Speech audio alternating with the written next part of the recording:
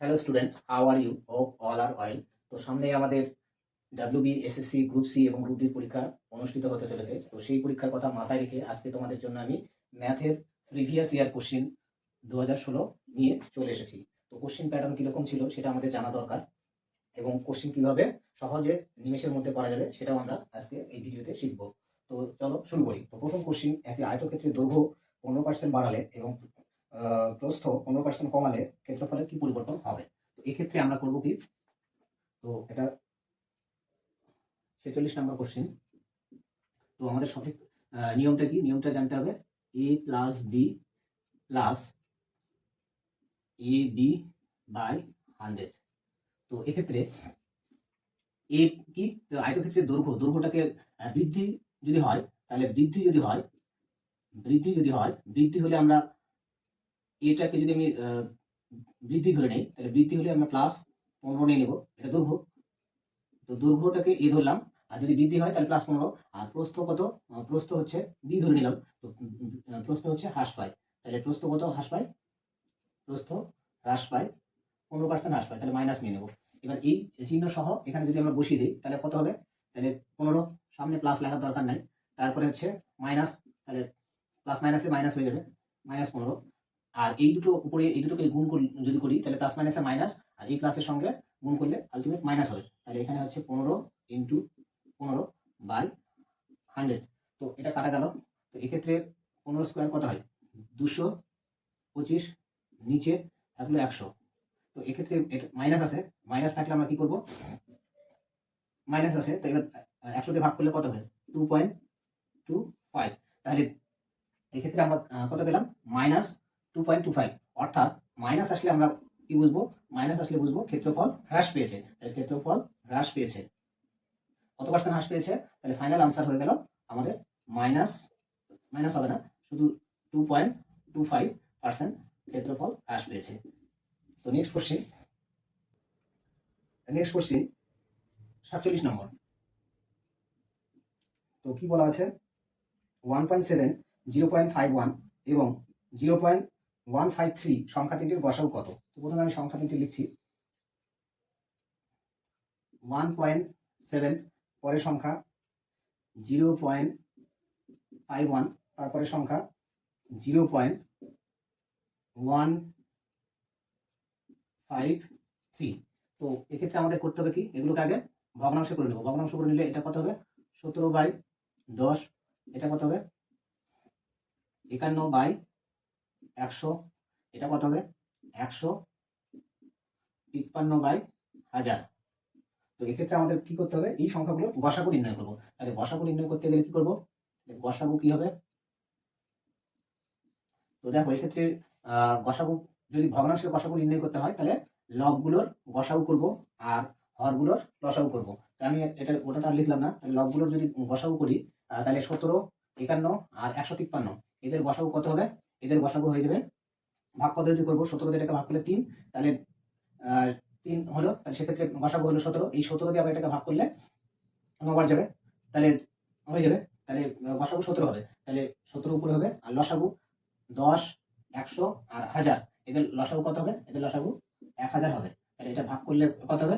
0.17। তাহলে এক্ষেত্রে আমাদের সঠিক আনসার হলো, আচ্ছা এখানে 3টে জিরো আছে, দশমিক এখানে বসবে, তাহলে এখানে একটা জিরো দিয়ে নিলাম, 0.017। তো এক্ষেত্রে আমাদের সঠিক আনসার হবে এটা, অপশন সি। অপশন সি আমাদের সঠিক আনসার হবে। নেক্সট কোশ্চিন, একটা ঘড়ি 10% ক্ষতিতে বিক্রি করলো, সে আরো 54 টাকা বেশিতে যদি বিক্রি করতো তাহলে তার 8% লাভ হতো। ঘড়িটির ক্রয় মূল্য কত? তো এটি 48 নম্বর কোশ্চিন। তাহলে ঘড়ি প্রথমে হচ্ছে 10% ক্ষতিতে বিক্রি করবে, এবার সে যদি আরো 54 টাকা বেশিতে বিক্রি করতো তাহলে 8% লাভ হতো। তাহলে ঘড়িটির ক্রয় মূল্য কত? তো এক্ষেত্রে ক্রয় মূল্য আমরা সিপি, ক্রয় মূল্য যদি আমরা 100 টাকা ধরে নিই, তাহলে প্রথমে লসে বিক্রি করেছে, তাহলে কত লসে বিক্রি করেছে? 10% লসে বিক্রি করেছে। তাহলে আমাদের বিক্রি করেছে কত টাকায়? 90 টাকায়। তাহলে 10%, 10 টাকা লস হয়েছে, 90 টাকা বিক্রি করেছে। এবার দ্বিতীয় ক্ষেত্রে কি বলা হচ্ছে?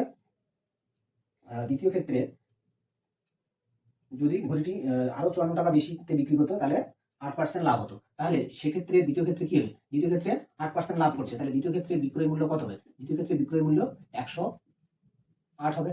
তাহলে এই দুটো বিক্রয় মূল্যের মধ্যে পার্থক্য কত? এই দুটো বিক্রয় মূল্যের মধ্যে পার্থক্য, এখানে 10 আর এখানে 8, তাহলে 18 পার্থক্য। এখানে 90 থেকে 108 এর ডিফারেন্স কত? 18 পার্থক্য। তো এই 18 মান, এই 18 মানটাই কত হয়ে যাবে?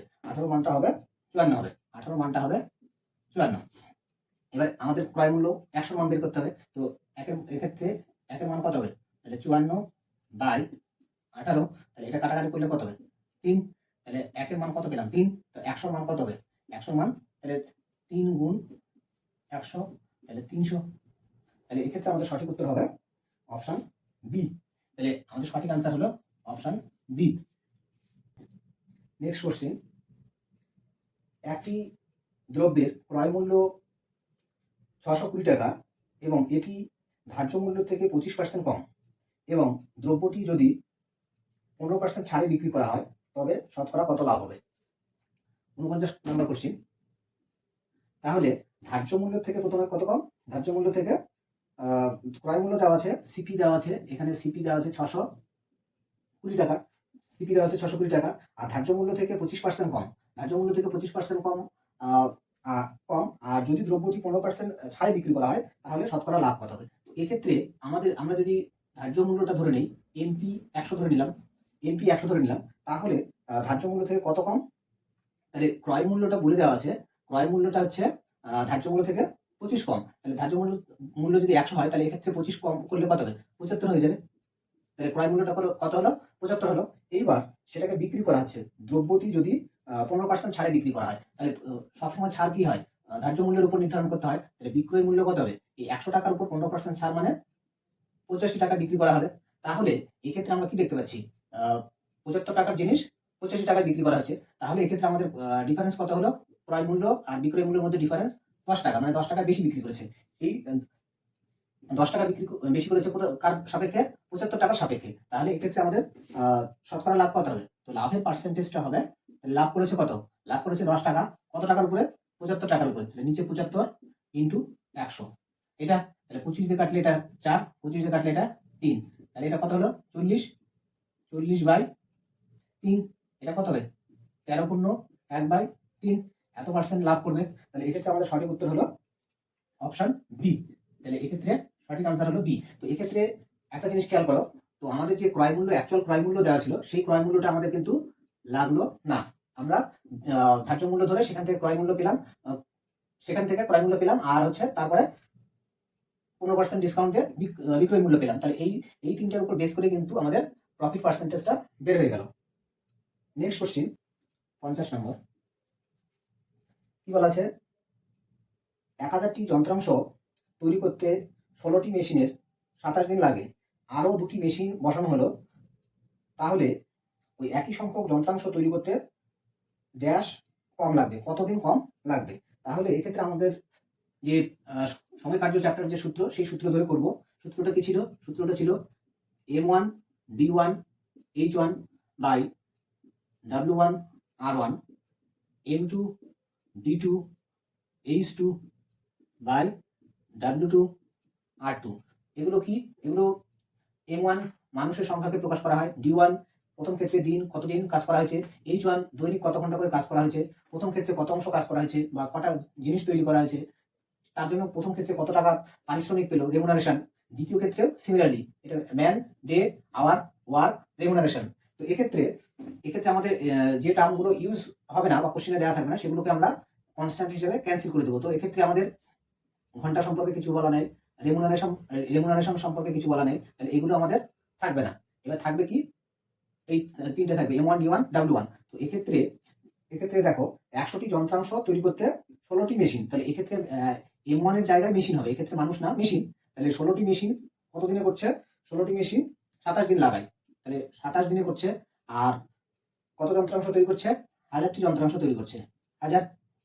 দ্বিতীয় ক্ষেত্রে কত?